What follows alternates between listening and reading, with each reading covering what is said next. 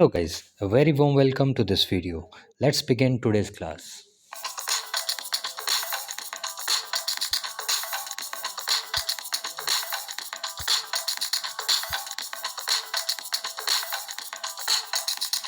तो आज का मोटिवेशनल थॉट है every day is a fresh start. ये आपने सुना भी होगा तो इसको फॉलो करना आपका काम है। हर दिन आप नई शुरुआत कर सकते हैं तो कभी भी देर नहीं होती किसी को भी। तो इसको फॉलो कीजिएगा, आपकी सभी एम ज़रूर आपको मिलेंगे। तो चलते हैं पहली न्यूज़ की तरफ। Meeting of permanent Indus commission. पिछले दिन परमानेंट इंडस कमीशन की मीटिंग हुई जिसको बनाया गया था अभी। ये है किसके बारे में? इंडस रिवर के बारे में। इंडस रिवर क्या है? Between India and Pakistan in new Delhi. ये कहाँ पर हुई मीटिंग? नई दिल्ली में हुई है। इसमें सिंधु घाटी जो संधि थी उसको लेकर बात की गई है। तो जो सिंधु की जो ट्रीटी थी वो 19 सितंबर 1960 में साइन की गई थी भारत के प्रधानमंत्री पंडित नेहरू और पाकिस्तान के प्रेसिडेंट अयूब खान के बीच में, सिंधु नदी के पानी के डिस्ट्रीब्यूशन को लेकर। तो सिंधु की बात करें तो सिंधु का जो ओरिजिन है वो बुखारो चा ग्लेशियर से होता है जो तिब्बत में है, और ये इंडिया में एंटर करती है जम्मू कश्मीर में जस्कर पर्वत श्रृंखला के साइड से। सिंधु की सहायक नदियां हैं सतलुज, ब्यास, रावी, चेनाब और झेलम। इन पांचों नदियों का भी पानी डिस्ट्रीब्यूट किया जाता है दोनों देशों के अंदर। इस ट्रीटी की बात करूं तो 1960 में वर्ल्ड बैंक ने इसको साइन करवाया था, जिसमें कहा गया था कि 80 से 20 की रेशो में पानी बांटा जाएगा, जिसमें पाकिस्तान को 80% और इंडिया को 20% पानी इन 6 नदियों का मिलेगा। और नदियों को भी डिस्ट्रीब्यूट किया गया था। बोला गया था कि रावी, ब्यास और सतलुज, आरबीएस करके आप याद कर सकते हैं, इनका पानी तो इंडिया यूज़ करेगा और बाकी सब पानी पाकिस्तान की ओर जाएगा। लेकिन यहाँ पर दुविधा क्या है? दुविधा ये है कि पाकिस्तान और पानी की मांग कर रहा है। तो इस पानी की मांग को सुलझाने के लिए इस कमीशन को बनाया गया है जिसका नाम है परमानेंट इंडस कमीशन। तो इनकी पहली मीटिंग थी जो नई दिल्ली में आपकी हुई थी। अब और बात कर लेते हैं। पलक डल डैम, ये आपका कौन सी नदी पर है? मारू सरदार रिवर पर है। और ये जो मारू सरदार रिवर है ये चेनाब नदी की सहायक नदी है। तो इंडिया ने पलक डुल डैम बना दिया था इस नदी के ऊपर, जिस पर ऐतराज़ जताया है पाकिस्तान ने कि ये तो चेनाब का ही सहायक नदी है और चेनाब पाकिस्तान के हिस्से में आती है जो संधि में कहा गया था। तो इस बात को लेकर इशू उठा था, तभी ये मीटिंग आपकी बुलाई गई थी। झेलम की बात करें तो झेलम नदी दल और वुलर झील में पानी को स्रोत का काम करती है। पूरे भारत की सबसे बड़ी ताज़ा पानी की झील है आपकी वुलर झील, और ये दोनों की दोनों जम्मू कश्मीर में मौजूद हैं। चेनाब नदी पर एक डैम और बना है जिसका नाम है आपका रेटल डैम, और चेनाब नदी के ऊपर ही दुनिया का सबसे ऊंचा आर्क ब्रिज मतलब होता है आर्क शेप का, वो बन रहा है जिसकी ऊंचाई है 359 मीटर्स की। ये याद रखना है आपने। चलिए कुछ क्वेश्चन देख लेते हैं। पहला question, what is the Indus river cold in Pakistan? Pakistan में इंडस नदी को क्या कहते हैं? आंसर है सिंधु। इंडस रिवर पाकिस्तान में कहाँ से एंटर करती है? आंसर है आपका चिलर। रिवर ऑफ डेथ किसको कहा जाता है? तो आंसर है श्योक। और बिगेस्ट रिवर पाकिस्तान की कौन सी है? ये जो आपका ओरिजिन ऑफ इंडस रिवर है वो कौन सा है? आपका तिब्बत। और जो फोर्थ है आपका who is the biggest river of Pakistan, तो उसका आंसर है इंडस रिवर। नेक्स्ट बात करते हैं वर्ल्ड मेट्रोलॉजिकल डे। तो आपको दिख ही रहा होगा डायग्राम से, मेट्रोलॉजिकल सोसाइटी का कमेटी का काम क्या होता है? जितनी भी इन्वायरमेंट से जुड़ी एटमॉस्फेरिक एक्टिविटीज़ हैं उनके बारे में ये बताता है डिपार्टमेंट। तो 23 मार्च को मनाया जाता है। एटमॉस्फेरिक डिटेल्स को ये देता है। इसकी स्थापना 1950 में की गई थी और हेडक्वार्टर इसके जनेवा में है। वो कहाँ पर है? स्विट्ज़रलैंड में। इंटर गवर्नमेंटल बॉडी है, यानी कोई प्राइवेट या एनजीओ बॉडी नहीं है। इसमें पूरे देश, दुनिया के जितने भी देश हैं उनमें से 193 देशों ने इसका हिस्सा बने हुए हैं, और वो सब गवर्नमेंट वाइज इसमें आते हैं, इसलिए इसको इंटर गवर्नमेंटल बॉडी कहा जाता है। इस बार की जो थीम थी वो थी the ocean, our climate and weather, याद रखिएगा। इंडियन मेट्रोलॉजिकल डिपार्टमेंट की बात की जाए तो इसकी स्थापना 1875 में की गई थी, और इसके जो न्यू सेंटर आपके बनाया गया है उड़ीसा के अंदर, वो थंडर स्टॉर्म को कैच करेगा, उसके बारे में जानकारी देगा। तो अब ध्यान रखना है, भारत में थंडर स्टॉर्म का मेट्रोलॉजिकल डिपार्टमेंट कहाँ बनाया गया है? उड़ीसा के अंदर बनाया गया है। और इंडियन मेट्रोलॉजिकल डिपार्टमेंट अपना सबसे ऊंचा सेंटर बनाने जा रहा है। कहाँ पर? लेह में हाईएस्ट सेंटर वो बनेगा। तो ध्यान रखना है आपने, वर्ल्ड मेट्रोलॉजिकल का जो डिपार्टमेंट है 1950 में बना था, और आईएमडी जो है वो उससे पहले बना था। कब? 1875 में। नेक्स्ट हम बात करें पीएम ऑफ नीदरलैंड। लगातार चौथी बार मार्क रूटे यहाँ के पीएम बने हैं नीदरलैंड के, ये कंजर्वेटिव पार्टी से बिलोंग करते हैं। नीदरलैंड का पुराना नाम है हॉलैंड और इसकी राजधानी है एम्स्टर्डम और यहाँ की करेंसी है यूरो।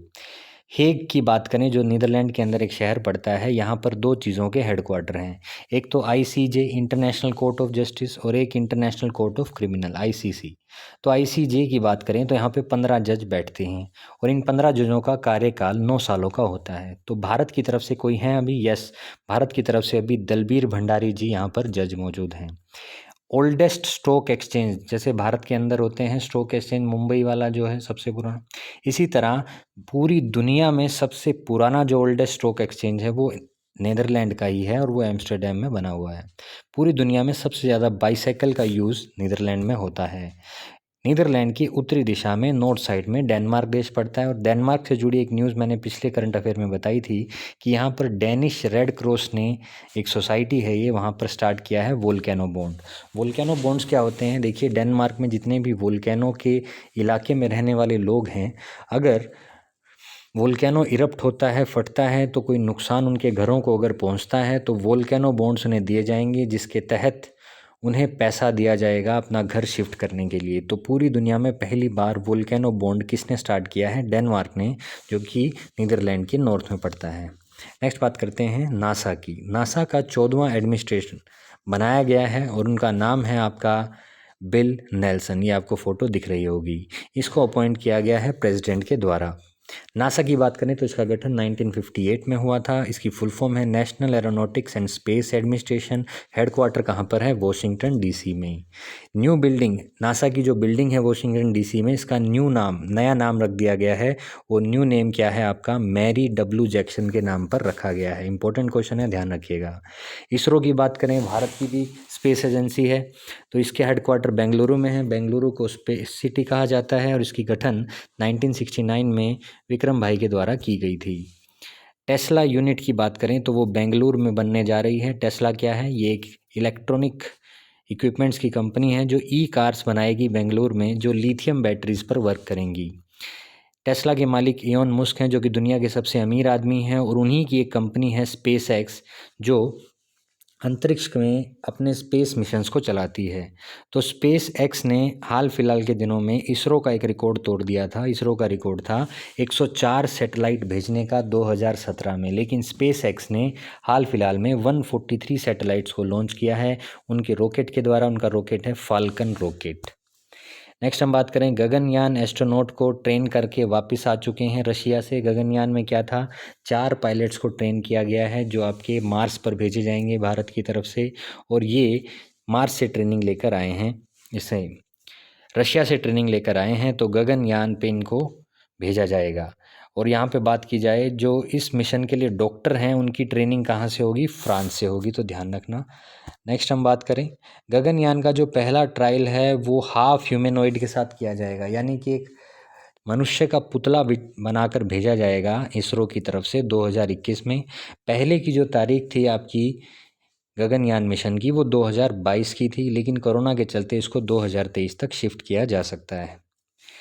तो रशिया का यहाँ पर जिक्र हुआ था, रशिया की बात कर लेते हैं। राजधानी मॉस्को है, यहाँ की करेंसी रूबल है, यहाँ की सबसे बड़ी नदी है वोल्गा रिवर, और यहाँ पर एक लेक बेकाल है जो अंडर वाटर टेलीस्कोप जहाँ पर लगाया गया है। ये मैंने पिछली न्यूज़ में आपको पिछले दिनों में बताया था। नेक्स्ट हम बात करते हैं, एक नई किताब लॉन्च की गई थी फिर कई शहीदी दिवस के उपलक्ष्य में, और इस किताब का नाम क्या था? The execution of Bhagat Singh heroes book. ये देखिए, आपको बुक का फोटो दिख भी रहा है। ये किसने लिखी है अभी पता चलेगा। इसके राइटर हैं सतविंदर सिंह जोश, जो किताब के नीचे भी आपको दिख रहा होगा। ये 23 मार्च के दिन लॉन्च की, जब भगत सिंह की जो डेथ एनिवर्सरी 90वीं मनाई गई थी। मिलाना हजरत ने राइट किया था एक डायलॉग जिसका नाम था इनकलाब जिंदाबाद, जिसको फेमस किया था भगत सिंह ने, आप सभी को पता है, तो ध्यान रखना। फेमस किया था भगत सिंह ने और लिखा किसने था इनकलाब जिंदाबाद? मिलाना हजरत ने। भगत सिंह ने खुद भी एक किताब लिखी थी जिसका नाम था why I am atheist. Important question रहेगा। नेक्स्ट आगे बढ़ते हैं, जल जीवन मिशन। जल जीवन मिशन के तहत क्या कब लॉन्च किया गया था? 15 अगस्त 2019 को। इसका एम था जितने भी ग्रामीण इलाके हैं 2024 तक वहाँ पर टूटियों के माध्यम से पानी पहुँचाना है, और ये जल शक्ति मिनिस्ट्री में आता है। जल शक्ति मिनिस्ट्री के जो मिनिस्टर हैं वो है गजेंद्र सिंह शेखावत। इन्होंने हाल फिलहाल के दिनों में एक एग्रीमेंट साइन किया है यूएन और डेनमार्क के साथ, जल शक्ति मिनिस्ट्री ने। इस एग्रीमेंट में कहा गया है कि यूपी, विंध्याचल एरिया और मध्य प्रदेश का जो एरिया है, यहाँ के 11 डिस्ट्रिक्ट्स में टैप वाटर पहुँचा दिया जाएगा इसी वर्ष में। और जल शक्ति जीवन मिशन में एक और उपलब्धता मिली है कि केन बेटवा इंटरलिंकिंग प्रोजेक्ट, जिसके बारे में मैंने आपको कल की वीडियो में बताया था। यहाँ पर केन और बेटवा के बीच की बात हो रही है। यूपी की बात आती है तो यूपी के अंदर रिहान डैम है, पीलीभीत टाइगर रिजर्व है जिसको अभी अभी T2 अवार्ड से नवाजा गया था। ये अवार्ड तब दिया जाता है जब टाइगर की जो जनसंख्या है वो कोई राज्य बढ़ाने में सफल होता है। एलपीजी की बात करें तो एलपीजी सब घरों में पहुंचाने का जो लक्ष्य है वो पूरा किया है हिमाचल प्रदेश ने।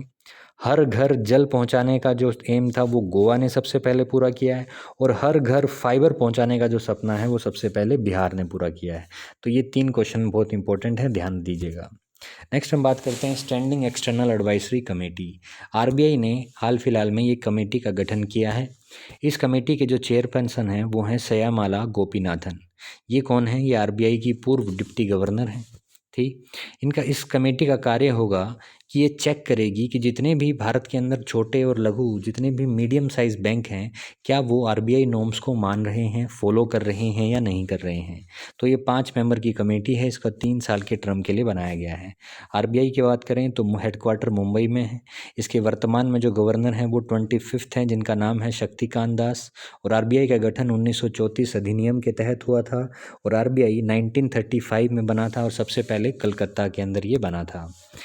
और अन्य कमेटीज़ की बात करें तो बिमल जैन कमेटी आपने सुनी होगी, ये कैपिटल मार्केट को रेगुलेट करती है। सी रंगराजन कमेटी गरीबी को नापने के लिए बनाई गई थी। और G.V.. Ramakrishnan committee disinvestment. Disinvestment का मतलब होता है जब गवर्नमेंट अपने शेयर्स बेचकर प्राइवेट सेक्टर में निकालती है, यानी गवर्नमेंट का हिस्सेदारी प्राइवेट कब्जा करते हैं, तो उसको डिसइन्वेस्टमेंट कहते हैं। तो ये आपकी कमेटी कौन सी थी? जी.वी. रामाकृष्णन। नेक्स्ट हम बात करें India first government run ambulance network for animals. जो आपके रास्ते में एक्सीडेंट हो जाता है उनकी सुविधा के लिए कौन सा राज्य है जिन्होंने एम्बुलेंस सर्विस को स्टार्ट किया है? तो आंसर है आंध्र प्रदेश। आंध्र प्रदेश में बात करें तो यहाँ के सीएम ने YM रेड्डी ने 175 एम्बुलेंस को लॉन्च किया है। ये काफ़ी मदद करेंगी। और डॉग्स की बात करें तो लुधियाना में डॉग्स ब्लड बैंक है, आप सभी को पता होना चाहिए। मेरठ में डॉग्स का म्यूज़ियम भी है, ये भी आपको याद रखना है। नेक्स्ट हम बात करें आंध्र प्रदेश की तो यहाँ पर अमावोदी योजना, थोडू योजना, विद्या देवना योजना, दिशा अधिनियम, YSR आसारा, ये सारी की सारी स्कीम आंध्र प्रदेश में लॉन्च हैं पिछले कुछ सालों की, तो इम्पोर्टेंट रहेंगी, ज़रा नोट कर लीजिएगा। आंध्र प्रदेश की बात करें तो यहाँ पर 3 कैपिटल्स अलग अलग मानी जाती हैं। विजाग को एग्जीक्यूटिव कैपिटल माना जाता है, कुरनूल को जुडिशरी माना जाता है, अमरावती को लेजिस्लेटिव कैपिटल माना जाता है। लोकसभा की बात करें तो 25 सीटें हैं आंध्र प्रदेश की और राज्यसभा की बात करें तो 11 सीटें हैं। आंध्र प्रदेश पहला ऐसा राज्य है जो भाषा के आधार पर भारत में बना था। और भाषा के आधार पर राज्य बनेंगे ये किस कमेटी ने बोला था? फैजल अली कमेटी ने। तो 1956 राज्य पुनर्गठन अधिनियम स्टेट रिकॉग्नाइजेशन एक्ट के तहत आंध्र प्रदेश को राज्य का दर्जा मिला था। नेक्स्ट हम बात करते हैं all India badminton championship women's title. तो इसको जीता है नोजोमी ओकुहारा ने, जो जापान की खिलाड़ी हैं। और पुरुषों में इसे जीता है ली जी ने, जो मलेशिया से हैं। नेक्स्ट हम बात करें इंटरनेशनल बैडमिंटन फेडरेशन का जो हेडक्वार्टर है वो कोलालमपुर में मौजूद है। और दूसरी स्पोर्ट्स की बात करें तो कृणाल पांड्या ने नया रिकॉर्ड बनाया है अपने पहले ही ODI डेब्यू मैच में फास्टेस्ट 50 का, और उन्होंने 25 बॉलों पर 50 रन बनाए थे। और साथ ही अपना डेब्यू करने वाले बॉलर प्रसिद्ध कृष्णा ने पहले ऐसे इंडियन क्रिकेटर बने हैं जिन्होंने ODI के पहले ही मैच में 4 विकेट ली हैं, तो इम्पोर्टेंट न्यूज़ रहेगी। नेक्स्ट खबर करें स्पोर्ट्स की तो रोहतक की लड़की क्रिकेटर प्लेयर हैं जिनका नाम है शेफाली वर्मा। ये दोबारा से नंबर 1 बन गई हैं T20 बैट्समैन की 1 साल बाद। ये हरियाणा से बिलोंग करती हैं। तो इसी के साथ आज की क्लास यहीं पे समाप्त करते होती है। उम्मीद करता हूँ आपको अच्छी लगी होगी, तो like and share and subscribe इसको करवाइएगा। चलिए तब तक के लिए बाय बाय।